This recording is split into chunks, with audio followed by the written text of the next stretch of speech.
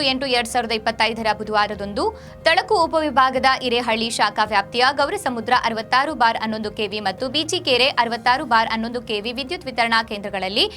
ಬೆಂಗಳೂರು ವಿದ್ಯುತ್ ಸರಬರಾಜು ಕಂಪನಿಯ ನಿಯಮಿತಾವಧಿಯಿಂದ 11 ಕೆವಿ ಮಾರ್ಗಗಳ ನಿರ್ವಹಣೆ ಕಾಮಗಾರಿ ಇರುವುದರಿಂದ ದಿನಾಂಕ 20/8/2025 ಬುಧವಾರದಂದು ಗೌರಸಮುದ್ರ 66/11 ಕೆವಿ ವಿತರಣಾ ಕೇಂದ್ರದಿಂದ ಸರಬರಾಜು ಆಗುವ ಎಲ್ಲ 11 ಕೆವಿ ಮಾರ್ಗಗಳಲ್ಲಿ ಮತ್ತು ಬಿಜಿಕೆರೆ 66/11 ಕೆವಿ ವಿತರಣಾ ಕೇಂದ್ರದಿಂದ ಸರಬರಾಜು ಆಗುವ